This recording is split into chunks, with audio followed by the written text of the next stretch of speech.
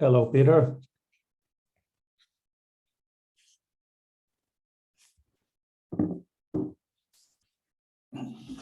I helped unmute. An early Merry Christmas. Yes, early Merry Christmas. This is, well, I don't know if, let's see now, check the calendar here. But we do celebrate on Fridays, but I think we should have a little bit of a meeting on Friday anyway, see how it goes. Well, we'll see. I might not be able to make that for obvious reasons. Yeah, no, exactly. But we'll see. And today I think we're supposed to focus on planning next year. So that will definitely be interesting. Hope we can Yeah, I'll have to bow out after about half an hour because Mom's chomping at the bit for some last minute Christmas shopping. Okay, well, that's not a bad thing to do. So I had a lot of progress dealing with Zotero over the weekend. I now have my front-end JavaScript application able to access my public Zotero group that has all of my citations in it. And I'm able to pull in from Zotero pre-formatted BibTeX entries for all of the sources being cited. Also, I'm able to have it automatically generate coins headers that I can inject into the pages so that a live copy of Zotero will be able to yank the bibliographic material off of the page. Then I'll set up the button for copying the visual meta onto the clipboard. Hi, Mark. That's very interesting, Peter.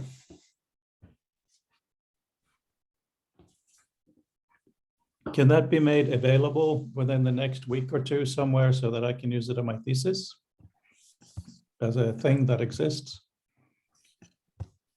Hopefully, I'm shooting for the very start of the new year to go live with the full website, but I can certainly send you the fully functional code that allows you to access the bibliography feed and do a crude view of what's in it. So I'll get that out to you as soon as I have it polished up just a hair. Basically, I have all the data in. Now I just have to add a little user interface to be able to actually display the data. But the data is in, and that was the hard part. Yeah, that's really, really interesting. Thank you for that. Thank you very much for that. So I'm going to share screen here a little bit. This is our workspace.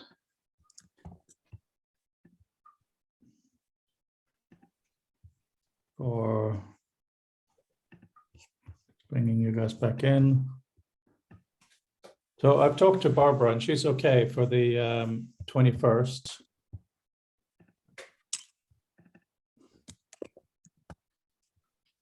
You know, we need to do a little bit more planning on how to run that session. So I'm trying to do that with her. So now we'll see. Okay, let's start with you two. Who else do you want to have either from this list or other speakers?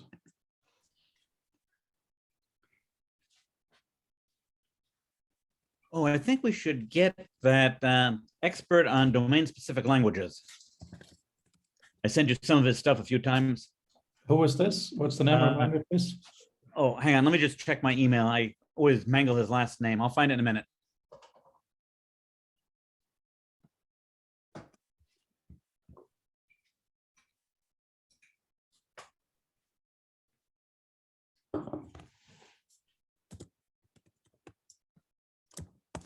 Yeah, so Mark, I added, I think, all the transcripts since I talked to you. Now it's 124,552 words long. And we have Alan. Excellent.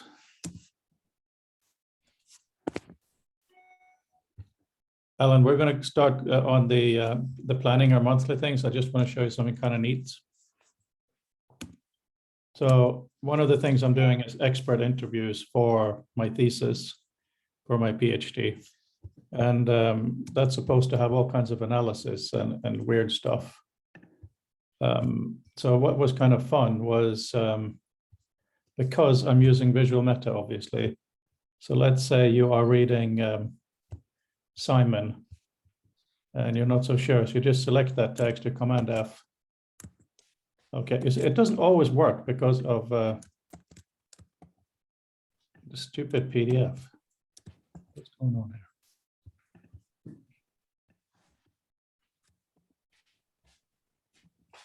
What are you trying to show? Yeah, so love well, the, here's an example. So this is a commentary here, and it shows this is the full transcript for everything she said. So unless there's some weirdness with the PDF with line breaks or whatever, you should be able to come across like this. Okay, what does that mean? Ah, okay, this is all he said.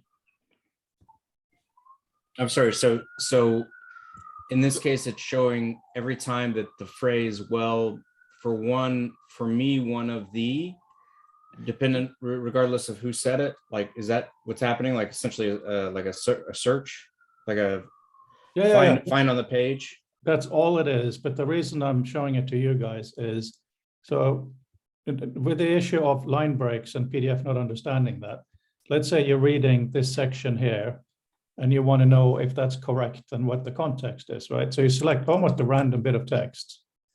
So this is what we read on top here, but on below, you can see the full context and you can choose to jump to it if you want to. Love it. So I this get is Get it. Yeah, that's great. So that's the great. thing, it's not specially linked or hard coded or anything like that.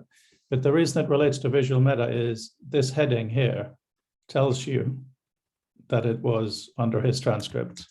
So that's why it's a useful way to do it when PDF doesn't destroy it for us, which happens quite often actually. But here you go. Okay, I dropped his correct name in the chat.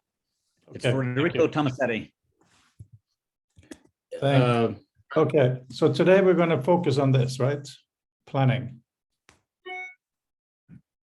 Indeed. Hello. Hello.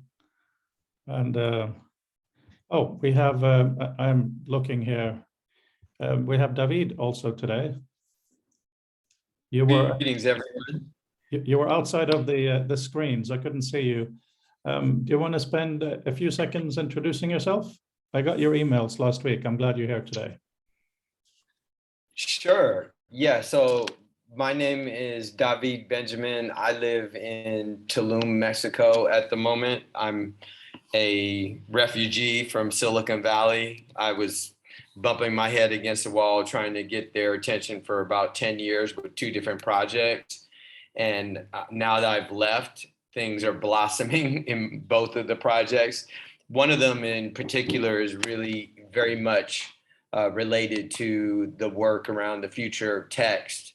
My work in this area really started with the notion of a bridge, and a bridge is basically a conceptual link between a piece of text on one page to a piece of text on another page with a relationship. So you could have a contradicting bridge from a sentence in one news article to a study, a paragraph in a study. It can also go to video, audio, etc. But we've only implemented it in text right now. But anyway, that started me down a path to essentially build tools for what I'm calling the meta web. And the meta web is the computational space above the web page. In 2012, Mark Andreessen said the big missing feature of the web is the annotation layer. And I actually think it's not actually true. That's kind of necessary, but not sufficient. It's really having computation above the web page that's most interesting to me. So anyway, I've got a company called Bridget that's turning into a DAO, and I've got a subsidiary to that with 2 other companies called Presence Labs that's turning into a DAO as well. And Presence Lab is putting out an extension that basically gives access to the meta web, and hopefully soon we'll be able to allow developers to create all kinds of smart tags and overlay applications that work in this space above the web page. That's excellent. And that's, of course, what you wrote about in the first volume of The Future of Text. So it's worth having a look there for everybody. So Do you drop today, your Reddit URLs in the chat for us? yeah, good idea, actually. Sure. Absolutely. Yeah, so Well, good to today, meet though, will be kind of a Yeah, planning great to meet thing. you. So, David, what we're going to do next year, be a bit more organized with these. They've been very free flowing so far, but we're going to have one guest presenter or speaker per month, and we're now just looking at who to put in and things like that. So we have Barbara. She's said she's happy with the 21st of January. We still have to decide on exactly the format. So I'm wondering who else to prioritize. For my expert interviews for my PhD, I've talked to some interesting people, and I think maybe Jack Park. Anybody here familiar with Jack? I've met Jack. Okay, excellent. Jack, I know him through Doug Engelbart, and he works on topic maps. It surprised me a few days ago to realize that the defined concepts in author, reader, and visual meta are actually topic maps. So that's why we had that chat. But he also has Open Sherlock, which is a really interesting kind of analytical engine behind the scenes. I think we could have a very interesting presentation from him where we talk about these things. It's very much the kind of model of your writing stuff. All your stuff goes to this AI and it comes back to you and it says, well, actually, have you considered this other thing? Which is, of course, the line of thinking that we've been going on anyway. But I want to know from all of you, who on this list should I bold and who is going to contact who? Bold means interesting, super interesting. Oh, I see now. Yeah, okay. I appreciate you throwing in my random list of just, I was kind of just brainstorming of, hey, this guy would be interesting, that guy would be interesting, more to prompt conversation. That would need to go through several other layers of thinking. But let me, I'll tell you where that's coming from. I think maybe it would be worthwhile to, first off, identify a pool of suspects, right? That we have at the ready. That may not even, like the examples I put in there, I was just kind of like trying to think about people that are in the space, and I gave it maybe 30 seconds of thought, you know? Thinking about it more, I'm sure there's much more interesting people, much more hidden people. I just went for the ones that are most available to my Twitter feed. So Alan, there may need to be two layers. yeah, that's fine. But the first layer is anybody just, oh, Brandel is coming in. Let's just wait for him.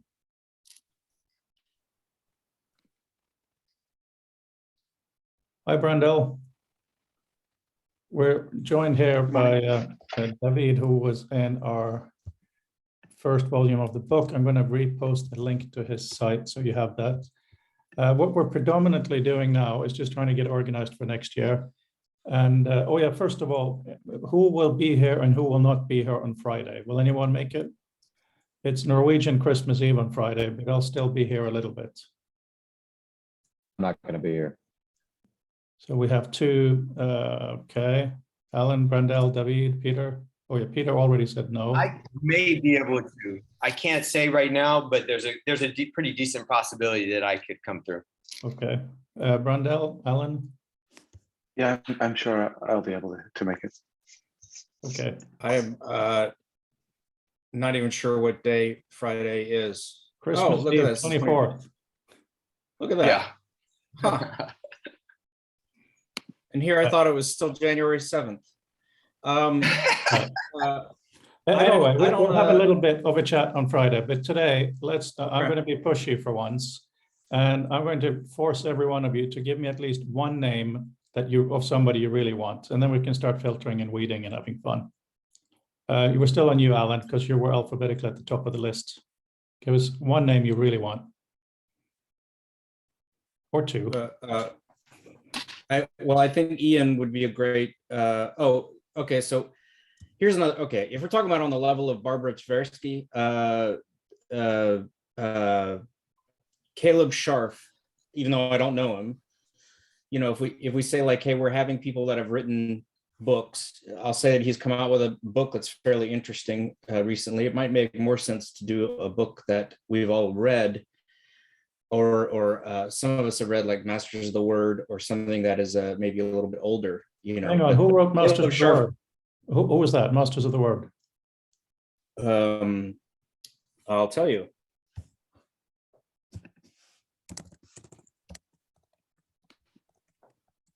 Okay, so I misspelled it, but let's see anyway. That's not what we're talking about.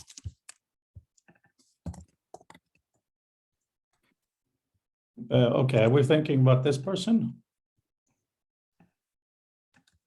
Bernstein. Yeah. Yeah. Okay. Okay. You've now done two bolds. I put them up on the list here.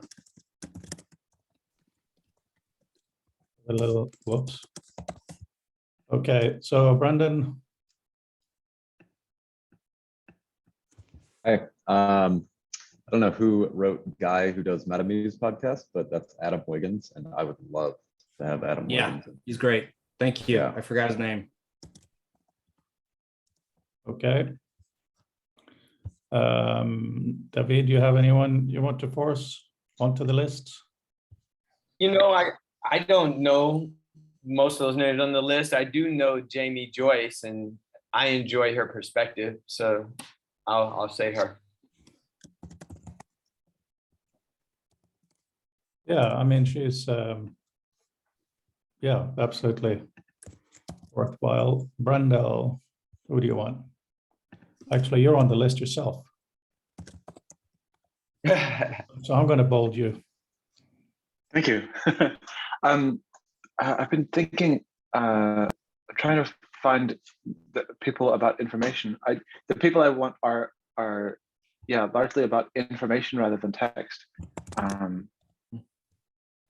So one person I'd quite like to have, and I've been looking around to see what they've had to say on text. I'm sure it would still be interesting. Is Bill Buxton.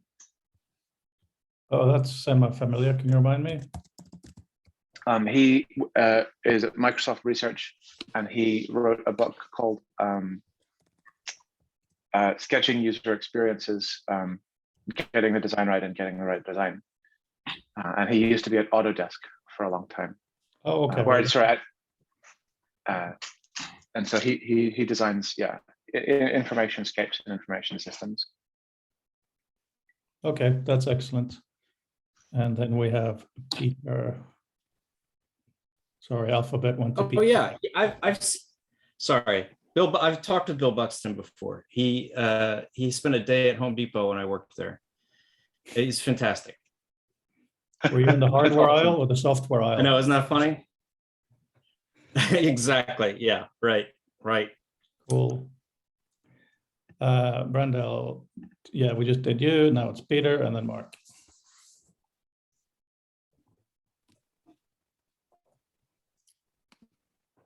Peter, you're muted, right?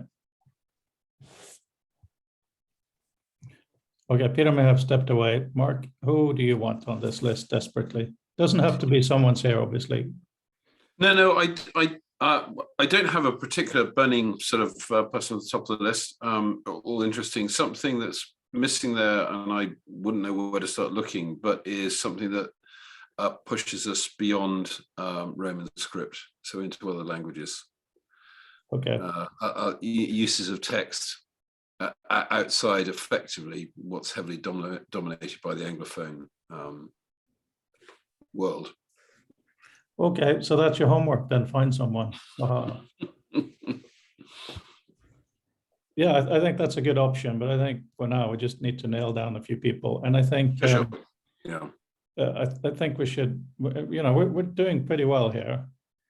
Oh, yeah, Peter. Oh, sorry. Yeah, finish, Mark. I'm so sorry. So what would be useful, because some names we know and some individually we don't know, would be as much as what they've written is essentially what broad facet they represent. Just so if you don't know that person or that area, what that relates to. I doesn't need to be an overly precise title, but just an idea. Because for instance, for those who don't know Dave DeRaw, I know he has a background in hypertext systems and sort of preservation of information and working with ontologies and things like that.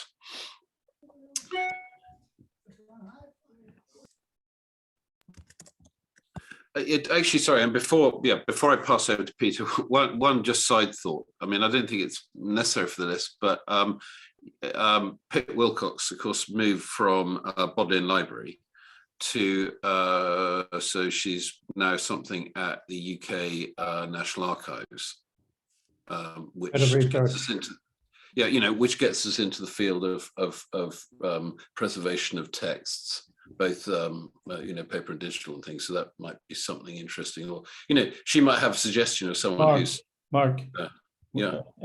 Because we've been spending many months going lots of different directions, I don't think we should do mights. I think today we should do definites. So if you have a definite, it doesn't have to be right now. If you find someone within those types of scripts, just send it, we'll put it on the list. But well, put it on. I mean, I'm sorry, that's your, I mean, my terminology is might. Call it must if you want. I will lose time otherwise. I'll pass over to Peter. No. I just mean, Mark, I think your suggestion for someone with non-Western script would be really. But that's really different. great. I fear I don't know anyone. I'm happy to sort of look into that. Pip was a different suggestion brought to mind by the link back to Oxford University and the Bodleian and stuff, and preservation of existing texts. Okay, cool. Peter. Okay, I would like to suggest Federico Tomasetti. I pasted his contact info into the chat. He has a community that focuses on domain-specific languages. So he's very much into tooling and formalization of subsets of language to be used in different communities to help non-programmers also be able to express programmatic kinds of ideas. So you mean programming languages, right? Not normal human languages. Well, they sort of blur the line. That's the whole point of the whole idea of the domain-specific languages, is that you create formal languages, but you make them close enough to human languages so the domain expert doesn't realize he's dealing with the programming language. Okay. So I think he'd have some really useful insights. And also, I don't know if we could get someone from the Inform 7 interactive fiction community. I know you tried to reach out to Emily Short, and she wasn't interested, but Graham is a very good candidate who created Inform 7. I think it was Neil, a little fuzzy there, but if you just go to the Inform 7 webpage, if we could either get him or somebody in that community, failing that, Vorpal and Ink are the two really interesting IF platforms for the web, and maybe someone from either of those communities would be interested in talking to us. Since I think you can do a lot also with blurring the line between fiction and game technology and useful writing for more serious purposes. Okay, yeah, I mean, if you have a specific name from that, that would be good. But Yeah, looking at these, we can probably do this the second level kind of grouping now. If we do, if they give, because we're talking about categories or subjects, right? So Barbara, what is she? How would we characterize her? Yeah. Like, say she's a psychologist. Yeah, but what do we think the discussion would be with her? It would probably be kind of what's it called? Like embodied cognition. I would say that would fall under embodied cognition, for lack of a better term. Yeah, that's a good one. So now we have somebody representing that. And if we go through the list here of the non-bold ones, okay, yeah, so Adam Chire is brilliant, of course, and I'm sure he would agree to be part of this, but do we need his kind of AI perspective or not now?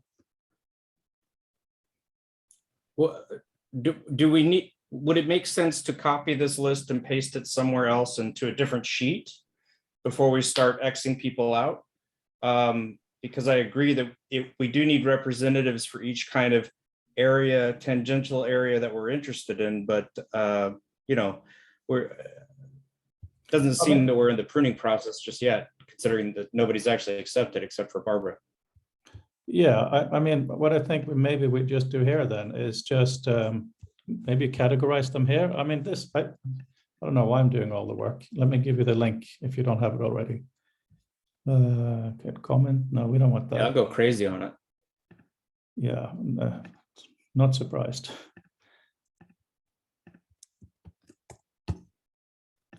Yeah, because if we do, I'll call this history. AI plus lots of things. But the reason I'm kind of asking is I think Andy Van Dam is a good example.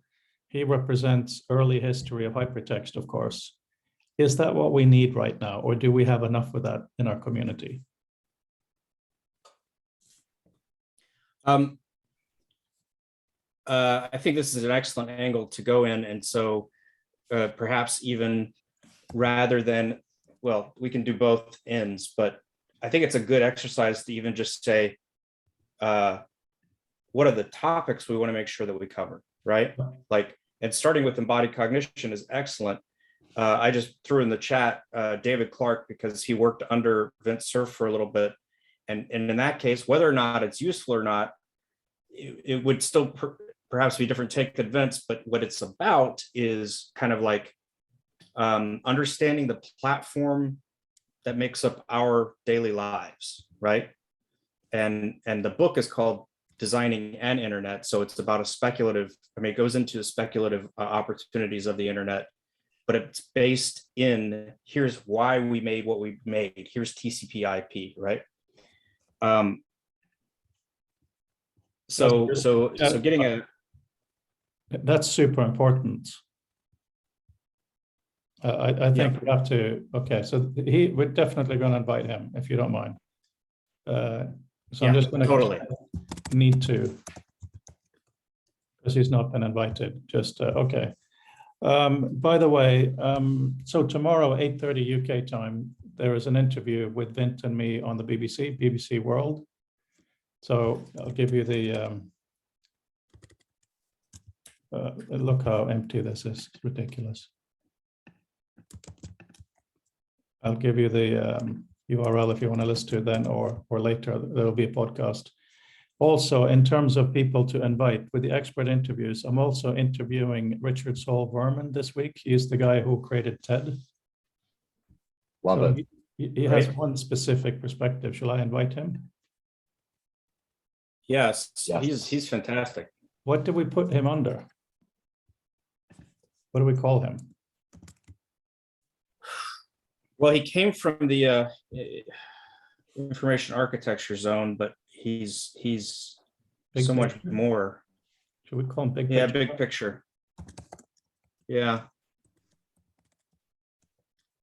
So who is going to invite Dave Clark? I guess it'll be me via Vint, right? That'd be the easiest way. Good. Okay. Okay, I just dropped a link to Graham Nelson's most relevant paper for us in the chat. We have his email address. He's Emily Short's partner, so he might be too famous to be interested in dealing with us, but that's a possibility. And I also put links in to the Ink and Vorpal interactive fiction on the web projects. Who is So maybe Emily somebody Short? from either of those. Dave, for Freud, I mean, Dave Millard might know a bit more about this area too, because he's involved in interactive fiction, and some of his PhD students are definitely working in that area at the moment. Yeah. Oh, and that brings me to Jonathan Snow. He is a brilliant game designer who thinks, I think, in terms of interactive fictions, but also in a kind of metacognitive layer of what games could be. His games are brilliant. They're typically very small in scope, but take you into a wholly new experience. And what's also interesting about him is that he's an indie game developer. So it's like this very important adjacent space to us where people are exploring thought through action.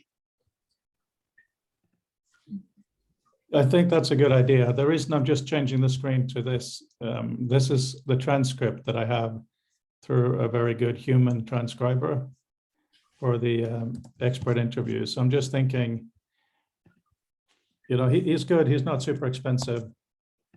We should consider, you know, one is probably enough per month, but I think we could easily get one every 2 weeks. So I think we should overload our list, invite everybody now that we think should be on here. And we aim for once a month, but if we can, every two, because if, you know, so this transcription will cost between, I guess, $40 and $80, depending on whether we do an hour or two. But it'll create real value because we will then have the newsletter/journal that we've been talking about, so that the people who contribute to this, they know that their work will be citable to some extent, at least referable. So should we just go into agreeing on some more people and decide who is inviting who, and then, you know, when we meet again, hopefully we'll have some answers. I feel like you're talking about two different topics there, both which are critical. One is a payment model or sustainability of said initiative. And then the other is the details of like how to get an audience or the assumption that a speaker will have an audience or bring an audience. I think there's definitely three topics there: gaining an audience, getting speakers, and then supporting it. I think the main topic is simply inviting people, right? So we have 2 volumes of the Future of Text. We have a little bit of credibility, you know, and the fact that you guys show up basically twice a week is insane, right? So we're growing a core community where people can come in and out as they see fit. And we have some good celebrity type people. So I think we should start inviting and then worry about the money as it grows. And for the first couple of months, I'm okay paying for the transcription because I'm also doing transcription for the Future of Text interviews that Ismail and I are doing together.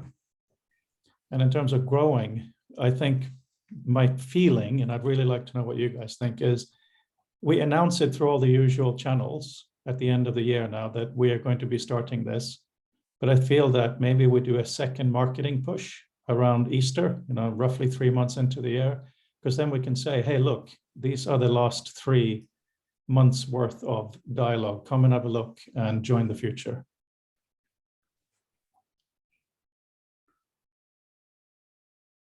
Yeah, I dig that.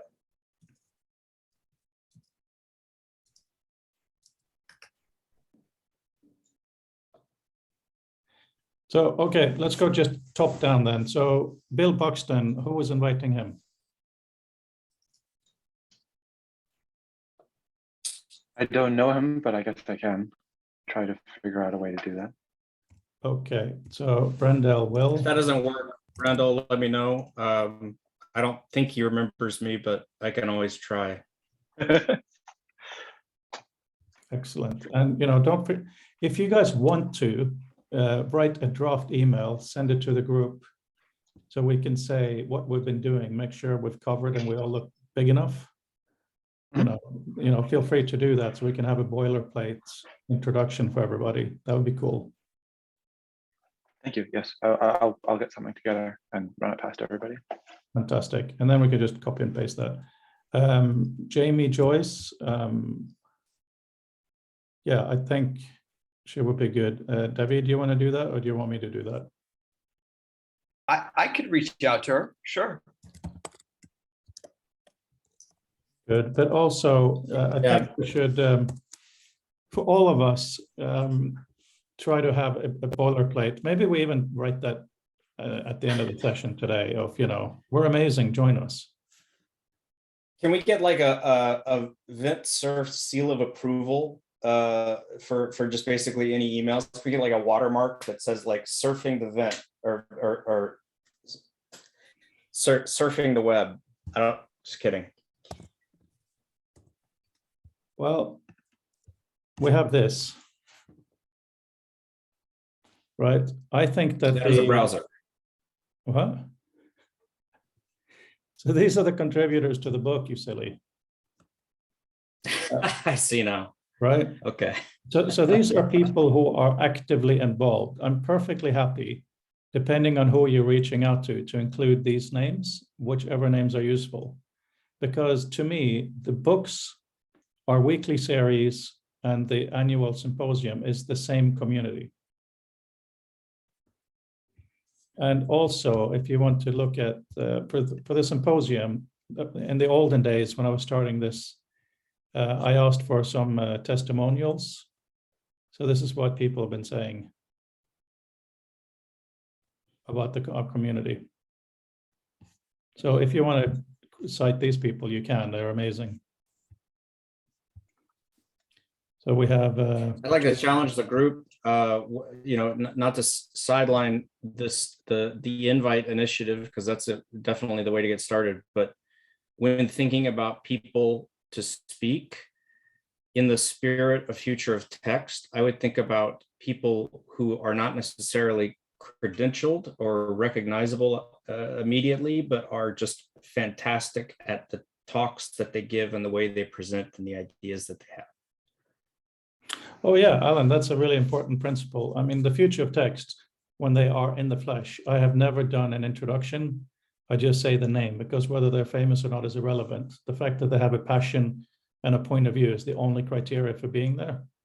And that should be the same. Well, I would add a third criteria then, which is great because it would exclude me. I think they need to be excellent at presenting.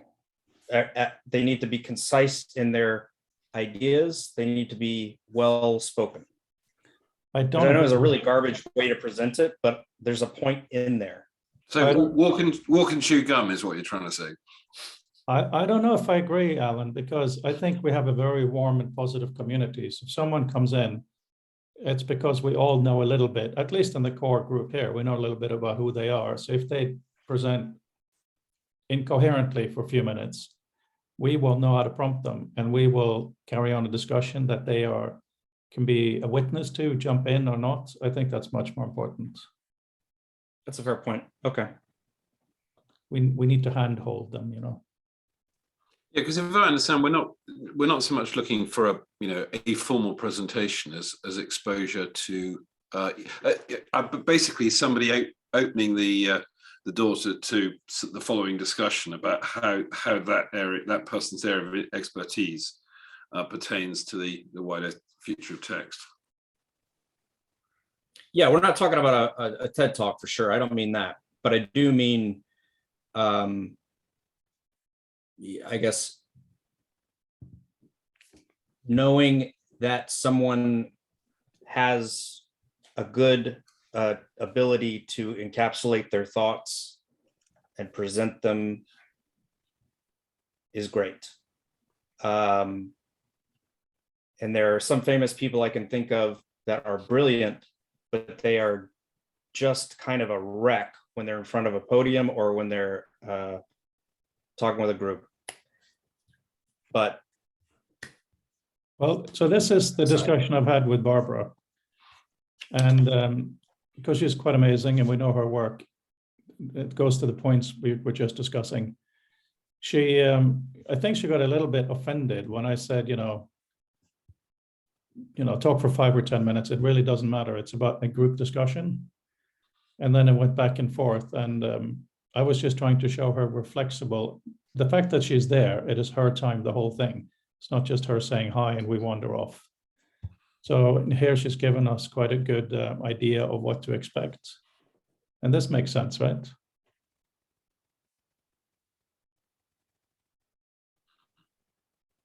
Yeah, that makes sense. yes. Yeah. So not to further frustrate your very directed approach, which I appreciate.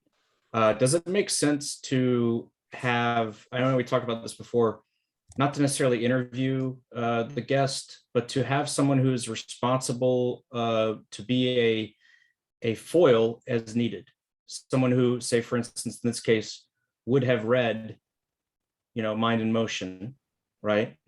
Or would be familiar with her work. And in other cases, say like Jonathan Snow, would be familiar with his work and be able to kind of jump in and or direct the questions as needed. I just see Peter's leaving. Yeah, I mean, I will be the MC as usual, but I think that specifically with something like this, with a specific work, those of us who know it ahead of time should have more. I don't know. I don't think we necessarily need a one-on-one. This isn't like an auditorium with an audience. This is a group meeting. So I think we can be quite casual and throw things out. Okay. So I think also, I mean, it probably depends on the person's style of presentation. What I can see is almost having someone as a deliberate file, almost for the presenter to give the other person a set of questions that they can then talk to, because sometimes it makes it easier than having, you know, sort of. Yeah. It just kicks the whole thing off without having to do anything fancy like make a big presentation or something, because what we're after are people's insights as much as their ability to make fancy pictures. Yeah, yeah, exactly. I'm talking about kind of a failover. I know that I'm in probably about, I don't know, 20 meetings a week, and so many of them, someone's presented something and they go, hey, does anybody have any questions? And we're all like completely beat, you know, and so nobody says anything.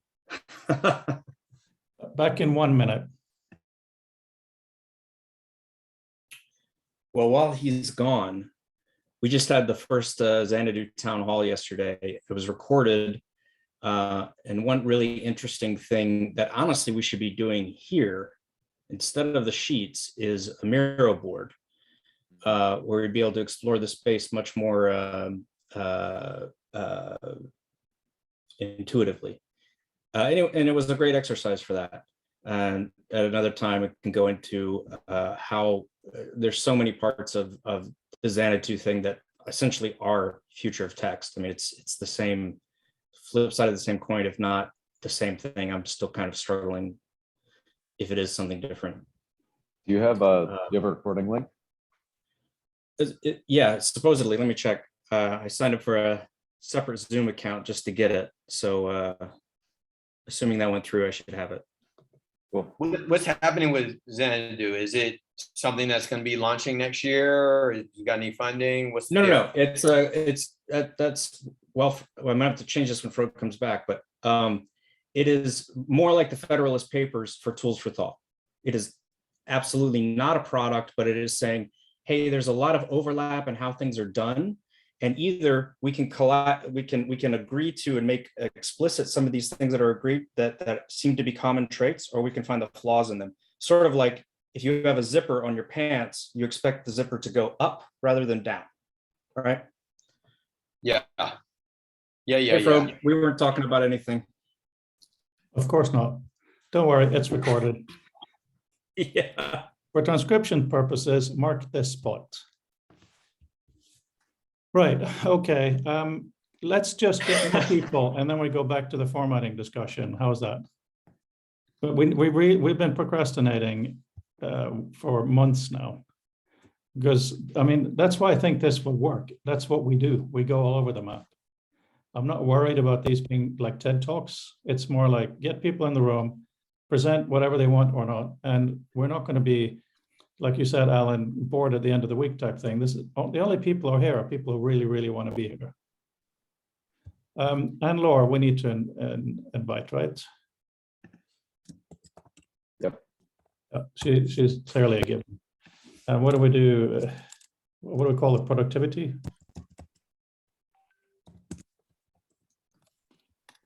Wait, it doesn't like spaces when I tap the first time around. Anyway, so that, okay, who else are definites? Ian is going to be from Alan, right?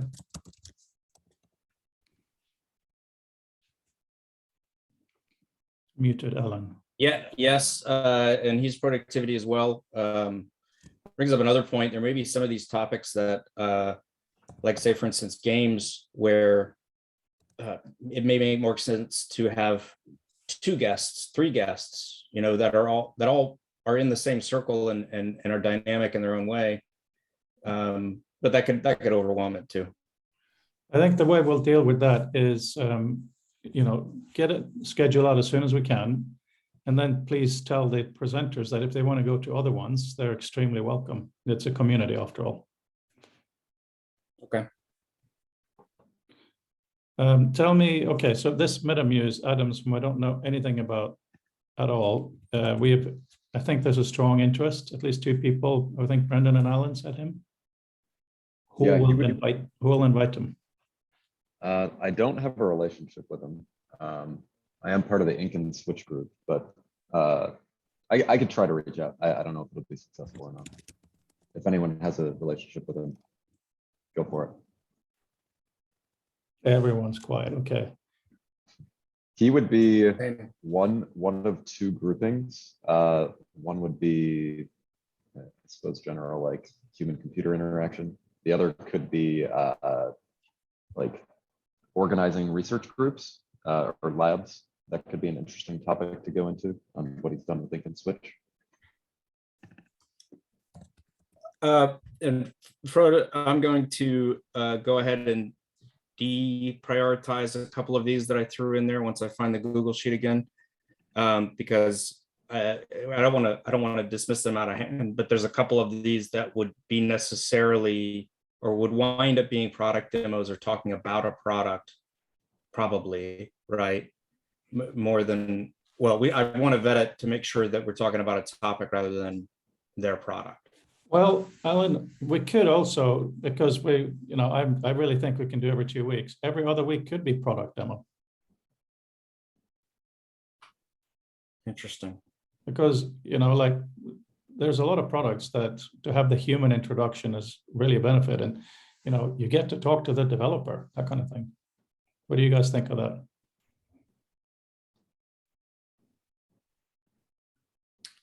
But regardless, I think that like, say for instance, when I've got the suggestion of Hugging Face, I'd like to move that into another area. Same with Browser Company, I'd like to move that to another area. That I don't know specifically. Let's put it in another tier. So I'm going to delete it. No, hang on a second. So you're saying these are product things, right?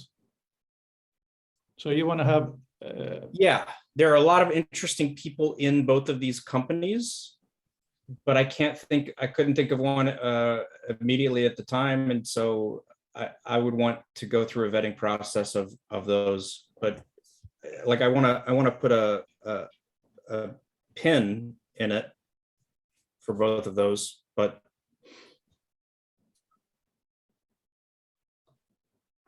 getting 12 product demonstrations is not going to be that hard. Who agrees that we should consider every other? And, Brandel, you have to decide yourself. Do you want to be presenting your projects as products, or do you want to present more generally? So what do you think of that for you? Personally, all of the projects are just to get around the concept. So I would present those by, I would present those by way of talking about the overall perspective. So it would be a which is peppering, great. yeah, individual things. But it wouldn't be a deep dive into any specific project, because they're all actually fairly thin. Okay, well, that's fine. I put you down for February, by the way. When would you like to be? I can move you around anywhere. February is great. Yeah, I don't know that I have clarity on what my time looks like, but I'd love to have a target and a deadline for putting something kind of presentation together. People have asked me inside work in a range of different capacities, and I still haven't had a hard deadline that has meant I need to commit to something to talk about this intellectual aspect. And it would be great to start. And what topic are you, Brandel? At the risk of copying Dr. Tversky, I would say that I would also be in embodied cognition, but it would, yeah, embodied cognition and extended mind. Sometimes people call it 4D cognition. That makes more sense also to kind of differentiate. That's beautiful. Guys, we have only 10 to go. So Brandel, we had talked about Julian Bleecker, Near Future Lab, maybe finding a way to link. Maybe a talk would be a nice entry point for that. You could talk about. Yeah, absolutely. No, I was thinking of adding him in, and I would be perfectly happy to ask, and well positioned to. Cool. So yeah, Julian Bleeker. Fantastic. Let me just find the tab or open it up again. Runs a thing called the Near Future Laboratory, and is central to the concept of design fiction, or sometimes called speculative design fiction, sometimes called critical design fiction, and he's. Can you please, are you adding him to the list? Yeah, I will add some rows. Oh, you're adding a new row. Oh yeah, of course. Oh, because it seems like we're sort of running into this other sort of function of text down here. Yeah. You have more space now. So guys, what do you think of this notion of every other week is product focused? Should we do that or not? If you're forcing a hand like that needs to be decided on now, I'd say no, keep it simple until we have enough throughput, and then maybe add ingredients. I don't see a necessity for that kind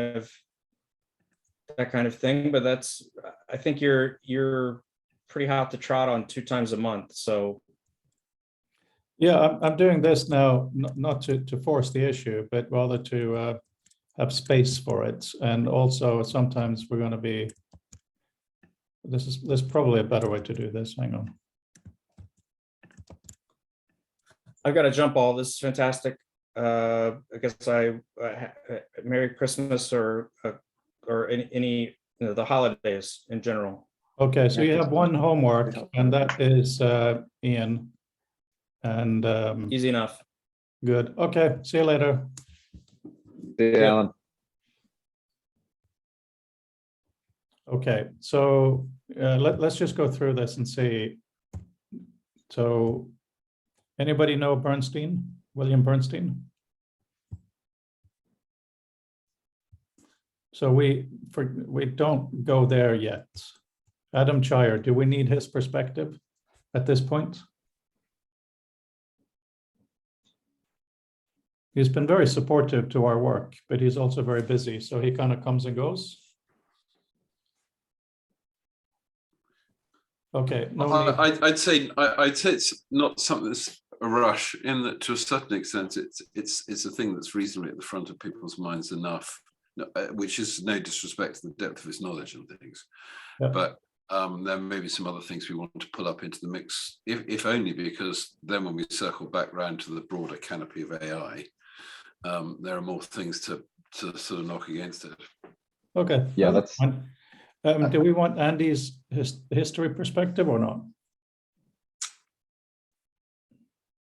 The reason why I like historical perspectives is because if the people for the people in the past, a lot of the decisions that now seem inevitable were just another one of those things. So if you look at things like Larry Tesler's talks about the development of the scroll bar and the development of Windows, like the window per se, you realize that all of those concepts were much more fluid. And so I think from the perspective of understanding the history of hypertext, Van Damme's take will have much more fluidity than the current sort of iteration and conception of hypertext as it's kind of been crystallized over the generations since. Yeah, okay. And he's still working in the field. I mean, Dash is their current system. Do you want to invite to Mark or shall I? You might have more success. I know he's a fairly busy guy. I suspect you might bounce higher up his. Well, I just tried for my PhD expert interviews, and he was really busy. He said, "Can I get back to him?" And I'm not sure how to push it. Okay. Well, another way I could try is to see if, well, actually, poor Rosemary herself has been very ill of late. But if she's sort of come up for air again, I could also try put a fly over her, because she acts at times as sort of amanuensis and may have an idea just as to how approachable he is. Good. So Mark's going to do Andy. Great. Dave DeRoar, he is very much in this space. He is infrastructure, I'd say. And education. He knows that space. Is that a perspective we want now? Well, I'd say the interest, without sort of putting up the list, but just saying by way of explanation, and sort of the way I see it is because I mean I didn't put that on the list. Is that that's therefore exploring the sort of crosscut between the sort of pure application of technology and the same as seen from the context of text, if that makes sense. All right, I will try. He's on my advisory board anyway, so it shouldn't be that hard. Dini, that's more about the history from an archival point of view. She's wonderful, but I'm not sure we need her yet, unless someone disagrees. It was Alan who talked about this Hugging Face thing, right? Mm. Does anyone else have an interest in approaching them now, or should we wait for Alan to come back?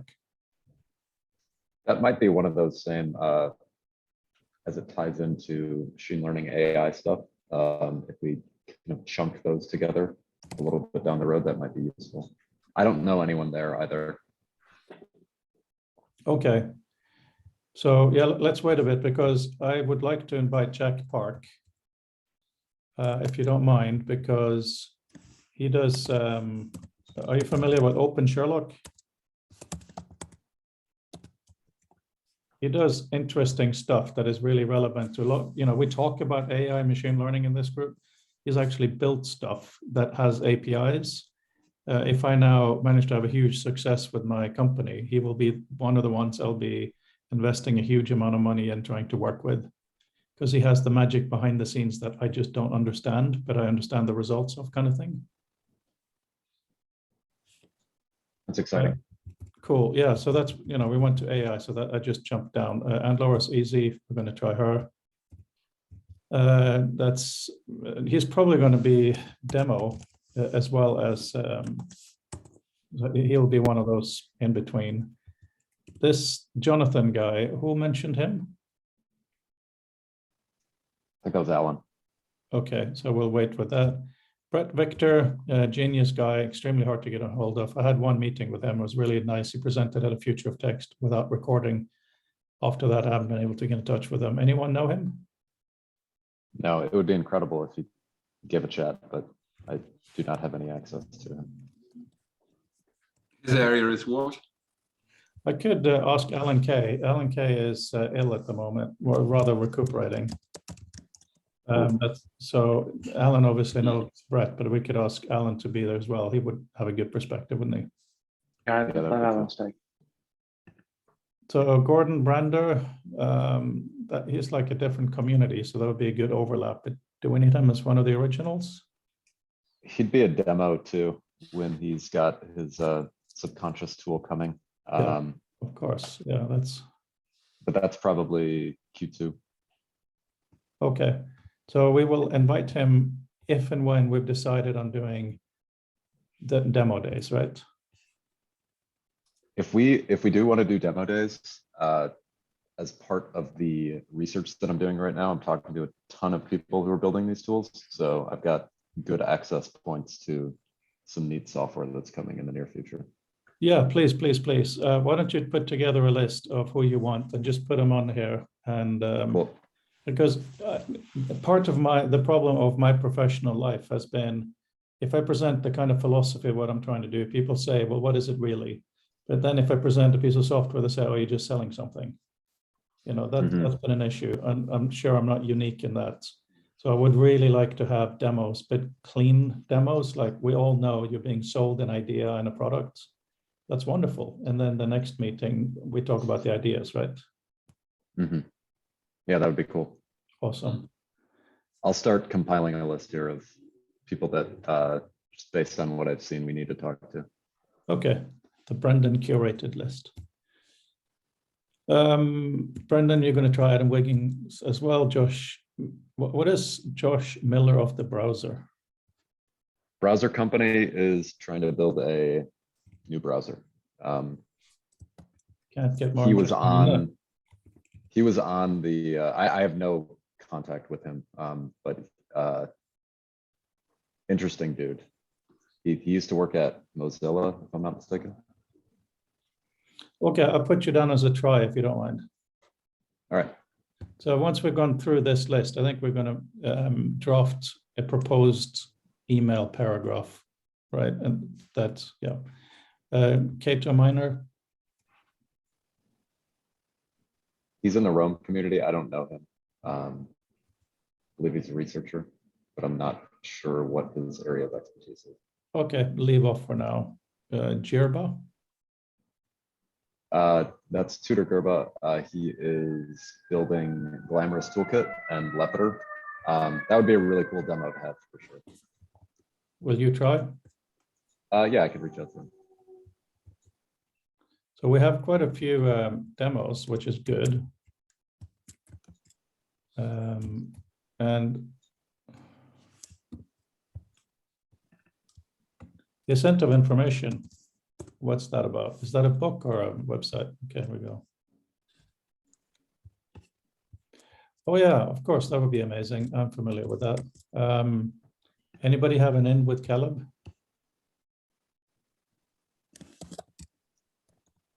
Okay, I'll also try.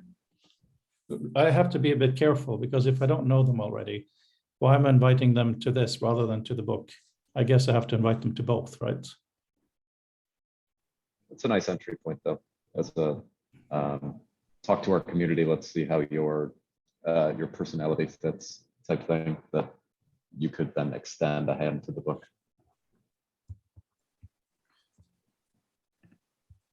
Oh, that's interesting. So Kodos, New York-based Web3 company. Hang on, where's the link here?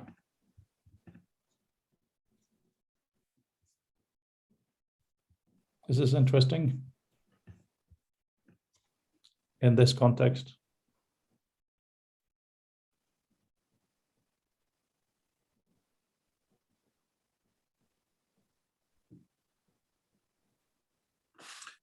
It seems, well, it depends if you start pushing out towards the sociological aspects of text, but I don't think that's where our immediate focus seems to be. I mean, I have no great reservations, but He will probably be demo anyway, so we'll leave him for later, yeah. Jamie. Oh, geez. So sorry to cut off. The piece that he wrote on reputation-based systems is really, really good. It's kind of like a two-tiered tokenizing system that tries to avoid a lot of the price manipulation that happens in crypto. I didn't realize that this was the fellow who wrote that. So that he's a good one. Yeah, he'd be a great guy to talk to about governance and I guess tokenomics, funding research projects. Okay, well, that's good. He's in volume 2 of the book, so easy. Jamie is in volume 1. Do you guys remember who suggested her today? It doesn't matter, but Society Library, is that strongly relevant to what we need now? I'm ignorant to what Society Library actually is.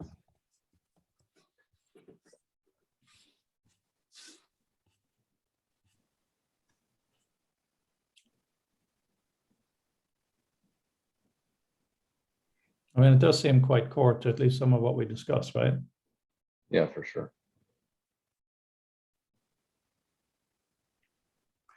well, certainly, because it would seem to be, one of goodness knows how many initiatives that are sort of broadly doing this same sort of thing of trying to find sustain and organized knowledge.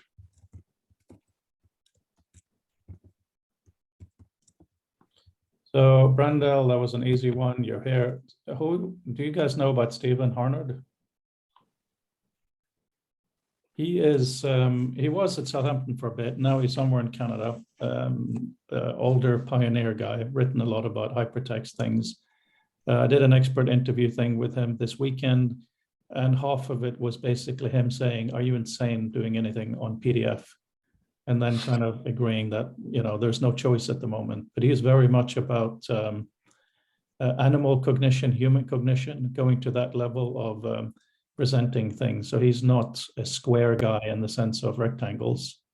I think, Brandel, he leans towards your point of view. Should I ask him?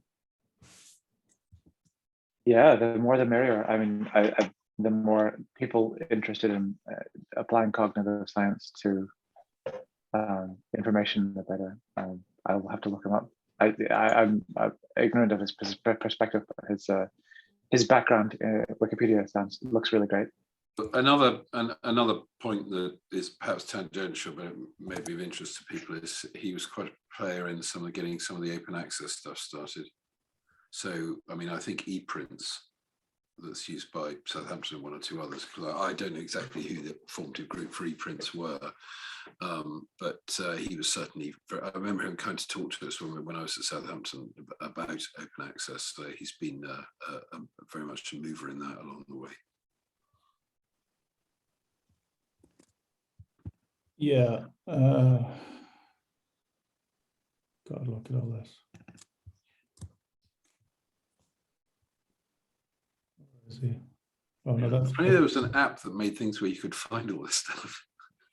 Yeah, but he's in the other book. He's in the earlier book. Anyway, I think he will be good for us.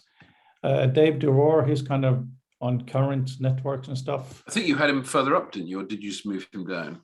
Because you had him up under, he must have got moved. Oh no, he's there. He's under Anne Law. Oh. So that's a dupe.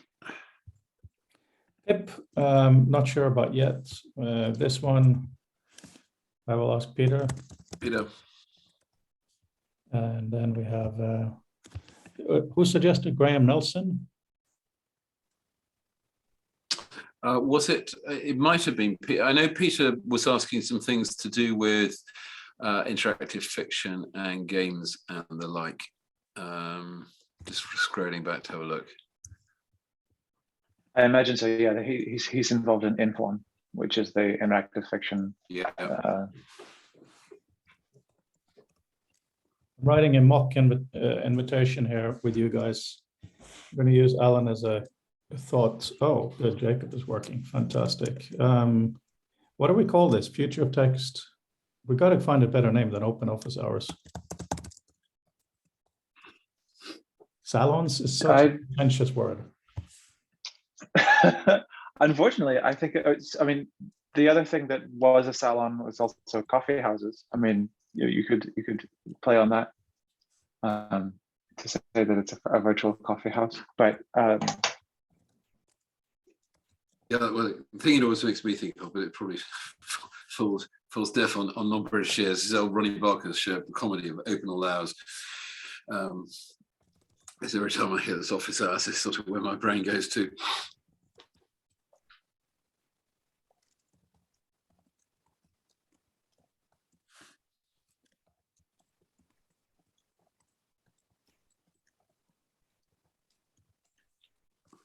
I can't say the future of textbooks because it sounds like textbooks. In fact, I remember my first day in Southampton, I went to the bookshop and I was shocked to find they had future of text books, but it was of course textbooks. I thought it was books about text. So anyway, you should probably, and tell me if you,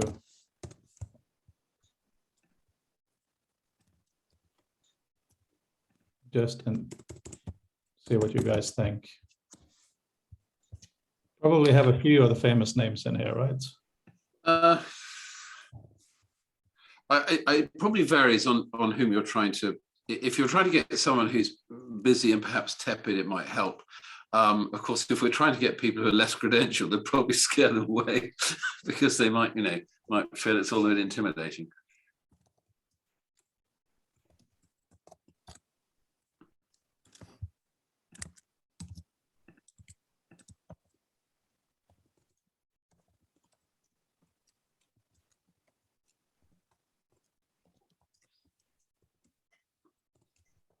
But thinking of, I mean, Peter wanted some stuff about things like Inform. I'm trying to remember what Sophia Kitramili's final thesis sort of scope was, but she was, I think, working on interactive fiction.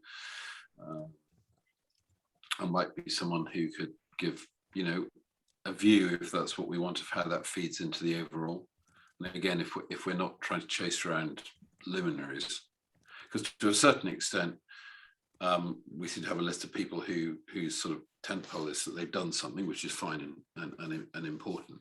But on the other hand, we're talking about what we really want to do is to open our thought process, what, you know, more widely, and see how all these impinging aspects mix into the whole. So that doesn't necessarily have to be someone who's the person who invented it, or is, you know, the master of it. It's more someone, as much as anything, it's someone who's very interested in it. I mean, because You don't expect me to understand a word, right? Sorry? You don't expect me to understand a word of what you're saying when I'm writing all these deep and meaningful words. Well, there are some other people in the room. No, I take a point, but I was. Oh, no, I'm just. While we were watching all the typing happening, I was just teasing. just pondering on that.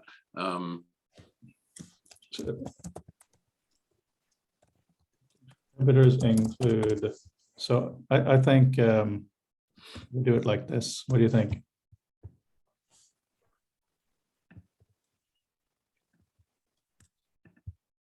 I mean, obviously, you know, the people who are in the book, I'll have to make sure I don't, you know, quote them to themselves. Yeah. The only thing that I you know, taking a glass half empty approach is I just beware of inadvertently giving the impression that this is the audience they're speaking to, as none of these people seem to, well, apart from us, seem to be in the room, if you see what I mean. But in other words, totally unintentionally sort of slightly overselling it. But anyway, by the time they're here, they're a captive audience. That's good. No, but hang on, it is, that's a good point, but it is talking to that community. So all of these people will receive a transcript, at least. They may or may not be there on the day, right? No, absolutely. No, it's all this thing about just perceptions. You're absolutely right. It's being recorded, and other, you know, these people may well be reading it, and that's absolutely fine. What I mean is, when they look at the little squares on their screen, and the names that they see are not the ones that they thought they were seeing, it's really worse. No, I'm saying contributors include. I'm not saying the audiences. Is the idea to use this for credibility, Fred? Yeah. So this is just a little paragraph expected when it's edited this long of why they should do it. Our first speaker will be Barbara.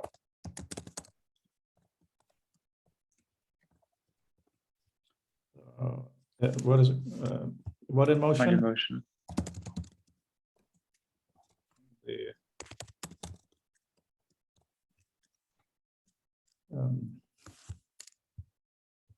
Contributors to previous events include We hope, this is just, you know, hope you will join us as one of the first of this new series of events.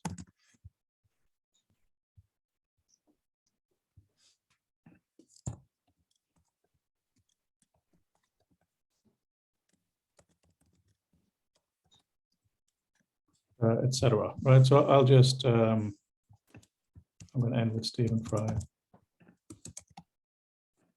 So I'll just bulk that up a bit. But what do you think about the rest of it as something we can all use? Of course, edit it as you want, but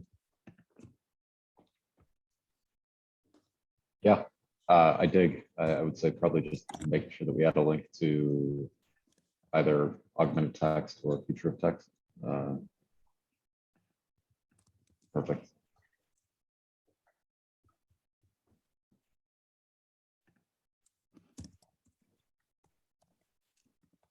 Probably need some sort of call to action ask.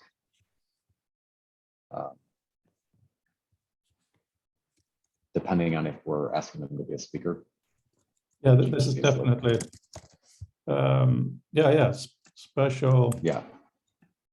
guest speaker. I mean, would it help in part of that call to action to sort of effectively point up what arguably is self-evident, but may not be, which is in a sense why we're asking them this bubble, in a sense that so that the hole in the hole that you're filling will be about primarily this area. There, you're very welcome to talk about anything else you know or you feel impacts on the whole. But I think it might just be useful, because if nothing else, they may say, no, I haven't got time, I can't do this, but I absolutely do know someone who knows this area backwards, and they might be willing to help. So, it might just give a useful hook there. Plus the fact that it's probably a sort of easy mental hook that may lodge with them, that if they see someone say, oh, there's this lot, who are talking about future of text, you might find it interesting to sort of swing by and see what they're up to.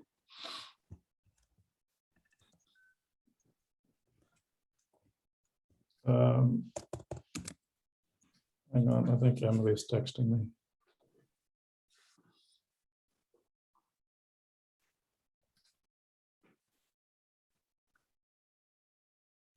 Right. I think this is good. What do you think? So would you have some time? We have just started inviting, so the schedule is pretty open so far. So what I think we should do tonight, I will email a few more people that I know well on that list, so that when we all send out in a few days, there will be more than Barbara on here. That's probably a good idea, right? Yeah.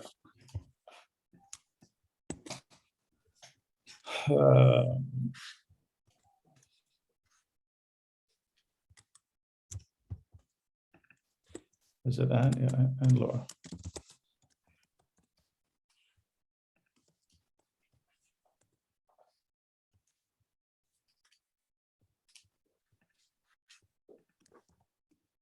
So I know her medium well, so I can't be too formal or casual.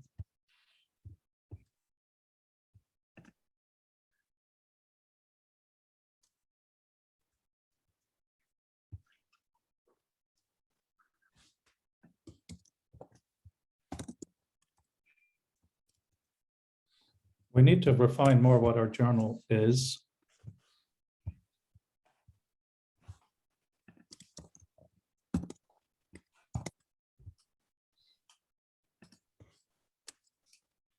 You might be able to simplify it in this email by stating that it's like a monthly newsletter that covers these talks, anything else that's been written in the community, and text related events.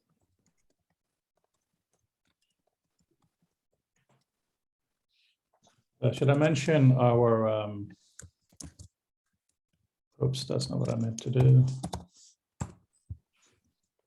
The circle community, is that relevant?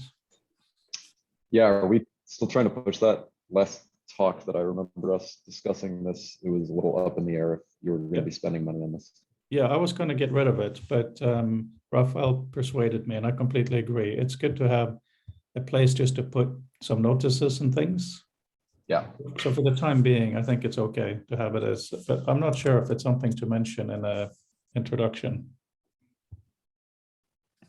I sort of suspect not. It might actually draw people's sort of attention away from the fact that what you really want is to get them to come and talk, and if they want to stay and take it further, beyond that actual meeting, that's up to them. Otherwise, it can be sort of, although again well intentioned, it can end up as an invitation to join another social media channel in a world that's already full of them. Yeah, and I kind of agree. I think being really clear with what the ask is and the extent of engagement for that primary ask is helpful. Yeah. would need, what you, I'll just say it clearly here. Would be on a Monday or Friday, 4 to 5 UK time.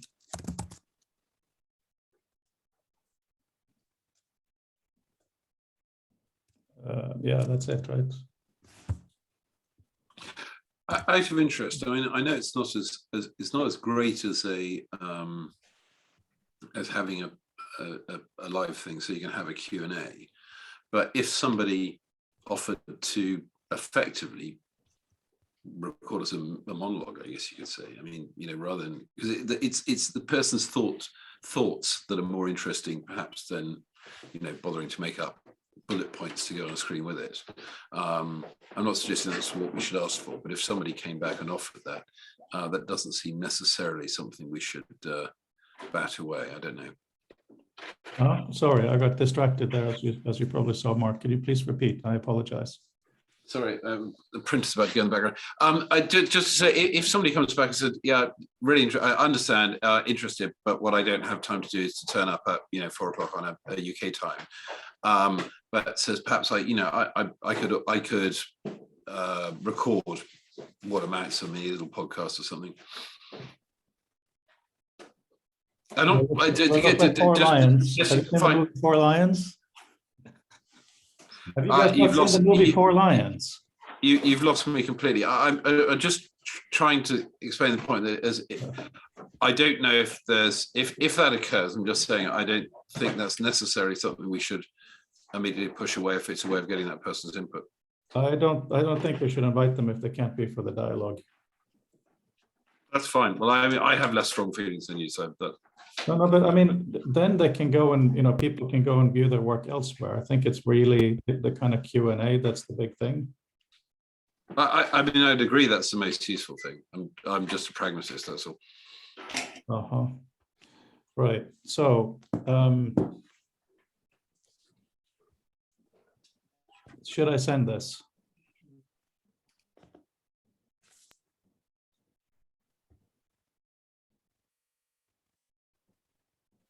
Because we need a few initial names, right?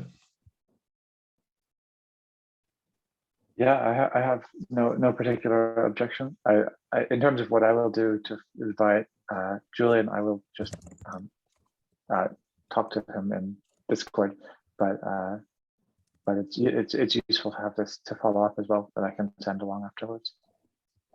Yeah, if you don't mind dropping that in for anyone else who's going to send.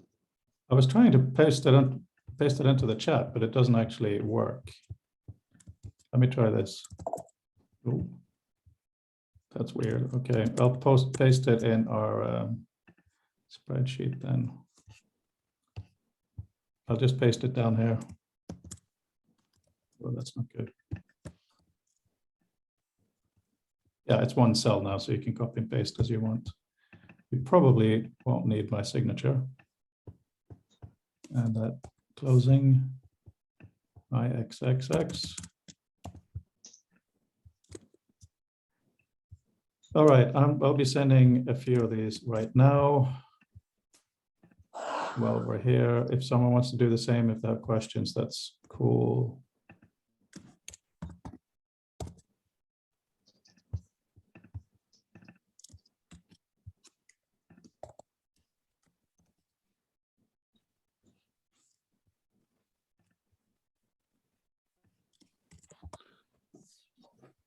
Sorry about the noises off.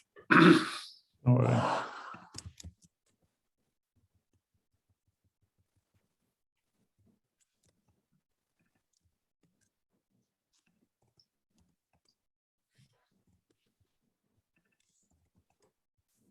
These are all the same, so that's really good.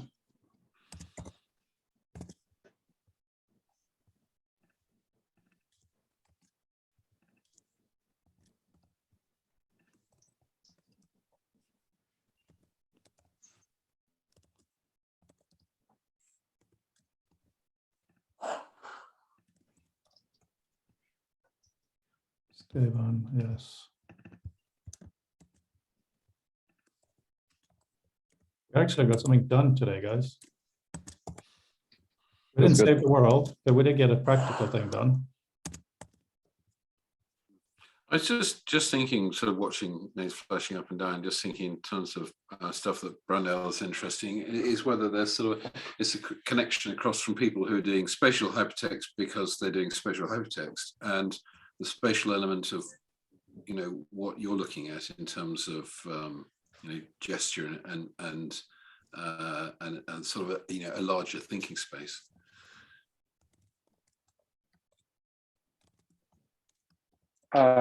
Yeah, I mean, in terms of the people who are using space. Well, it's one of, it seems to be, it's one of the few surviving parts of the original hypertext conference. You know, one of the few strands of hypertext that's still actually alive in the margins. A number of people still doing things, probably misunderstood by most. And it also blends into this idea of using topic max and things. There are just some people who don't like thinking in those terms, but there is some interesting stuff still being done there, and it's a little sort of body of knowledge that's still there, that has some relevance to, well, not necessarily to the group as a whole, but I just mentioned that in terms of drawing a line across. Yeah, no, there are a lot of people whose thinking and work I admire in that regard. I think I've showed Maxime Cordille's immersive axes work a couple of times in the past. I just realized that he now follows me on Twitter, so I could strike up a conversation with him. He's done a lot of things with mostly quantitative data and being able to create very much view specs in terms of being able to modify and transition visualizations very quickly. So I could ask him if we're strapped for names. I'm just not sure where we are in terms of oversubscribed at this point. So I'd be happy to start picking that up and thinking about people. And there of course, the luminaries in that field. You'll actually already have a contribution from Ken Perlin, which is really cool to see. I haven't read through all of the books, the volumes yet, but I intend to. But also there's a Japanese fellow, Takio Igarashi, who's in interactive graphics, less so text, but about the manipulation of digital information that I very, very much like. So again, depending on how far afield we want to go, there's a wealth of names of people doing things. Yeah. If you, Brandel, if you feel someone's appropriate, put them down. Unless somebody has something weird against them, you know, then yeah. And also it will be presented to them as under the Future of Text banner. So they will self-select if they feel that they really hate text, and you know, fair enough. They'll be the ones telling us and not the other way around, kind of thing. Yes.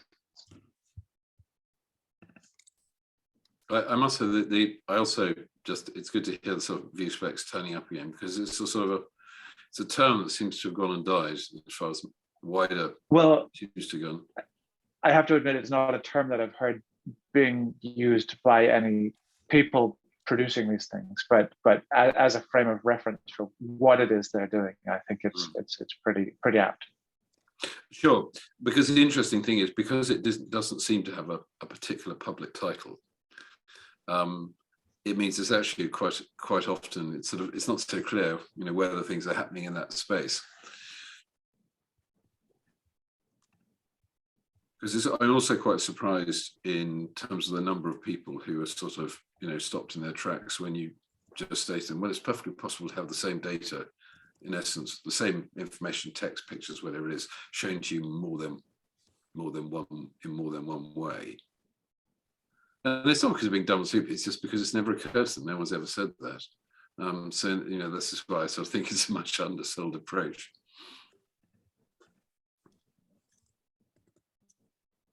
Yeah. Okay, I think we're running a little bit out. We have to go.